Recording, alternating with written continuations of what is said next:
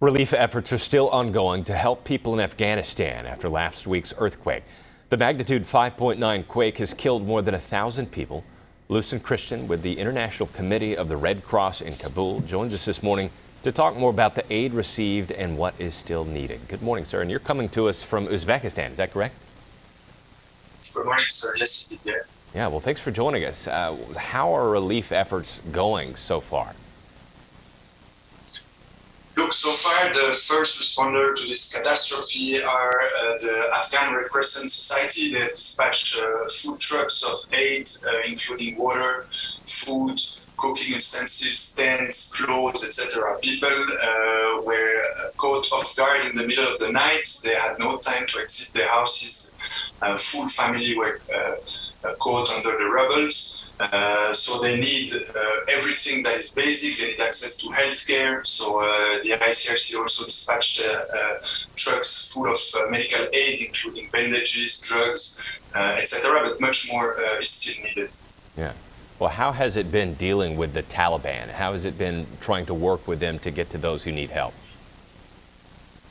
You know, the International Committee of the Red Cross, wherever we work, we deal with authorities. There is two reasons for this. The first one is to ensure security guarantees for our staff. And the second, the most important one, is to get access to the communities.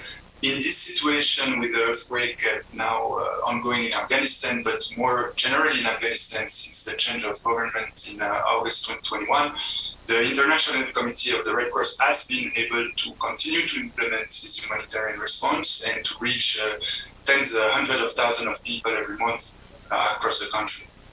I know many of those who are impacted are in remote regions. Has it been hard getting to them? Yes, it's so the region where the earthquake happened is in the southeast of Afghanistan along the border with Pakistan. It's a very remote area, very hilly. The roads are not good. They have been further damaged by the earthquake. Heavy rain also hit this area a few days before the earthquake. You have aftershocks as well, small ones, but still in the days that followed the main earthquake on last Wednesday. So yes, access is very complicated. You also know that Afghanistan is heavily contaminated by explosive remnant of war.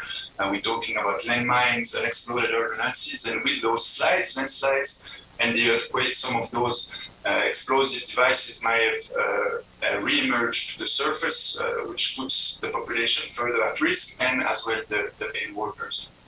And you mentioned what was still needed. What about our viewers? How can they help? What can they donate financially or with physical things? Of course, the best way, in this kind of situation is to help organizations like the ICRC to provide aid in the field. So there is two ways: the ICRC, the International Committee of the Red Cross. There is the webpage, icrc.org. You can donate directly through this page.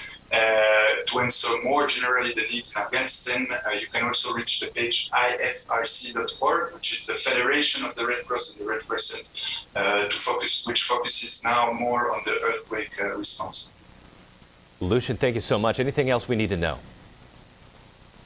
Thank you very much, sir. Beyond, I think, this earthquake situation in Afghanistan, the needs of the Afghan population have been growing over the past year. It's estimated now that 55% of the population needs humanitarian assistance. So the ICRC calls on states and development agencies to invest back in Afghanistan to prevent the situation to further deteriorate over the next month. Lucien Christen with the International Committee of the Red Cross in Kabul. That's icrc.org. Thank you so much, sir. We appreciate you. Thank you, sir.